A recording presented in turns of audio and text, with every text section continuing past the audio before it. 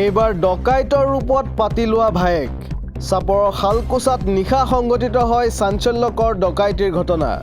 পাতি লোৱা ভায়েকে নিচাজাতীয় দ্ৰব্য খুৱাই লুটি লৈ গ'ল কেইবা লক্ষাধিক টকাৰ সোণ ৰূপৰ লগতে নগদ ধন। শালকুচাৰ হাৰকাটাত সংঘটিত হৈছে এই ভয়ংকৰ ঘটনা। চাপৰৰ শালকুচাৰ হাৰকাটাত নিশা সংঘটিত হয় এই অবিশ্বাস্য ঘটনা।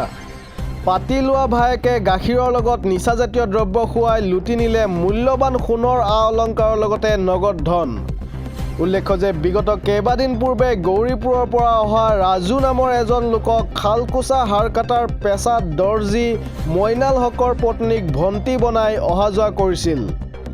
সহজ সৰল মইনাল হকৰ পৰিয়ালে গৌৰীপুৰৰ ব্যক্তিজনক ঘৰত আশ্ৰয় দিছিল যদিও যোৱা নিশা মইনাল হকৰ লগতে হালিমা বিবি আৰু সুৰতন খাতুনক গাখীৰৰ লগত নিচাজাতীয় দ্ৰব্য খুৱাই ঘৰৰ সকলো আ অলংকাৰৰ লগতে নগদ ধনো লুটি লৈ পলাই যায়। পুৱা গাঁৱৰ মানুহে মইনাল হকৰ ঘৰত গৈ মইনাল হকৰ লগতে হালিমা বিবি আৰু সুৰতন নেচাক অচেতন অৱস্থাত দেখি লগে লগে শালকুচা আৰক্ষীক খবৰ দিয়ে আৰু তিনিওগৰাকীকে চাপৰ চিকিৎসালয়ত ভৰ্তি কৰায়। সম্প্ৰতি তিনিও চিকিৎসাধীন অৱস্থাত আছে। ঘটনা সংক্ৰান্তত শালকুচা আৰক্ষীয়ে অব্যাহত ৰাখিছে তদন্ত। চাপৰৰ পৰা ফিৰোজ আলমৰ ৰিপৰ্ট, এনি আছাম 24x7। আপোনাৰ নাম কি?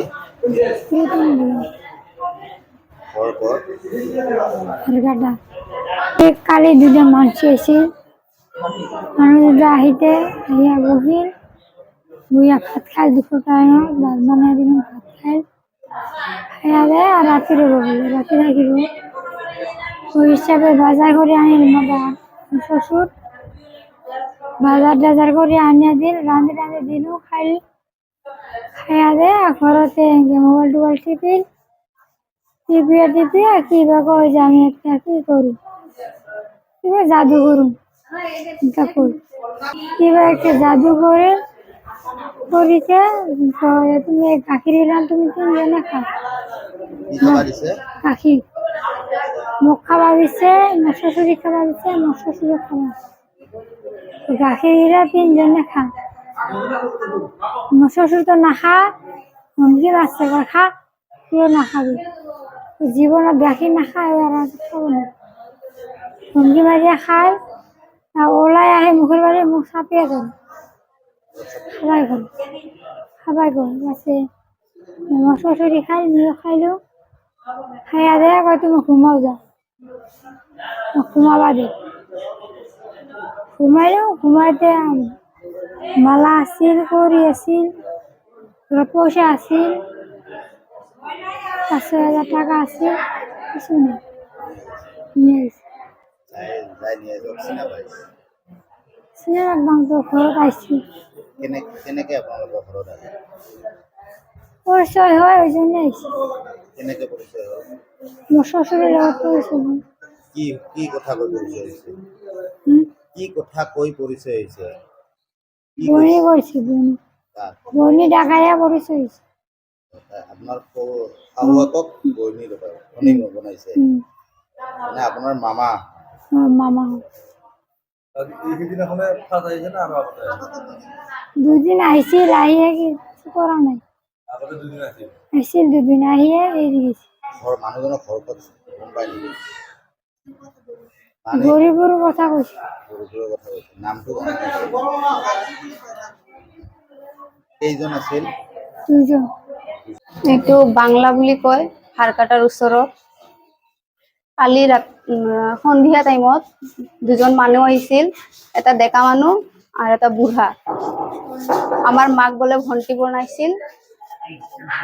আগতো 2 দিনমান আগতো আহিছিল, অহাৰ পিছত ভালে ব্যৱহাৰ কৰিছিল। অহাৰ পিছত 2 দিন, তাৰপিছত কালিও ৰাতি আহিছিল। আমাক নতুন ঘৰ বনাইছে, তাতে কল নাই, তাতে মানুহটো আহিছে যে তোমালোকৰ লগত থাকি পেলাই ৰাতিপুৱা কল চল আমি বনাই থৈ পেলাই যাম, এনেকে কৈছে। ৰাতি আমি তাতে থাকিব দিলো।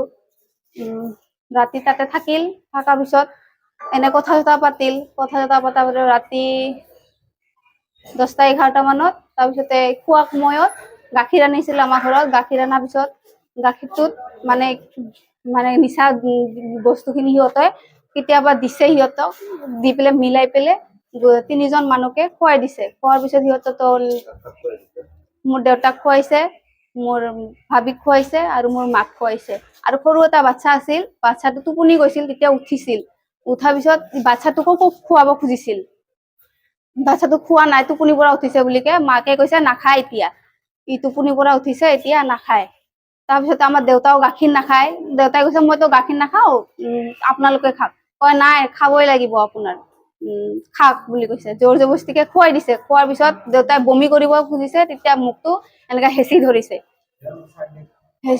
হেঁচি ধৰিছে তাৰপিছতে মোৰ দেউতাৰ মাথাটো ঘূৰাইছে তেতিয়া কৈছে কি আপোনালোকে শুই যাওক মোৰ মা তাৰ দেউতাক খুৱাই দিছে খুৱাই দিয়াৰ পিছত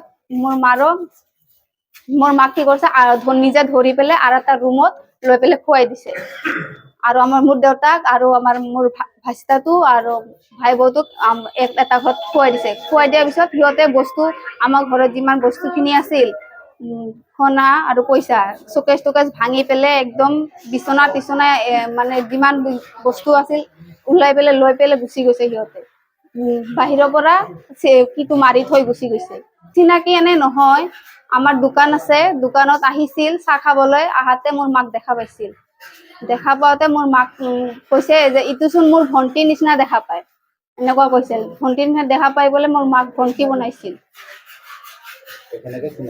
এনেকে চিনাকি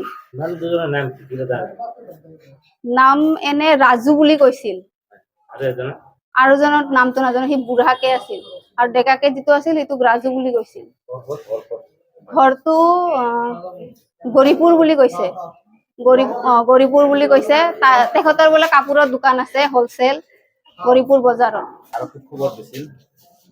আৰক্ষী গৈছিল ঘৰত খবৰ দিছে গৈছিল ঘৰত কি বস্তু লৈছে তহঁতৰ ঘৰৰ পৰা সোণৰ দুটা কাণৰ লৈছে হাতৰ লৈছে মালা লৈছে 3টা আৰু ভৰিৰ 2টা পায়েল লৈছে আৰু ঘৰত মানে যিমান পইচা আছিল 2টা চকেছত যিমান পইচা আছিল গোটেইখিনি লৈছে আৰু মোৰ মাৰ মানে কাপোৰত বান্ধা আছিল 4,000 টকা সেইটোকো লৈছে এতিয়া যে এই বেহুশ হৈ আছে যে এই তিনিজনৰ নাম তোমাৰ দেউতা তোমাৰ মা আৰু তোমাৰ ভাবিৰ নাম মোৰ দেউতাৰ নাম মইনাল হক মোৰ মাৰ নাম হালিমা খাতুন আৰু মোৰ ভাবিৰ নাম সুৰুতন বেগম ঠিক আছে বৰ্তমান সুস্থ আছে তেখেতসকলে ইমান সুস্থ হোৱা নাই দুজনমান অলপ সুস্থ হৈছে মোৰ দেউতা বেছি সুস্থ হোৱা নাই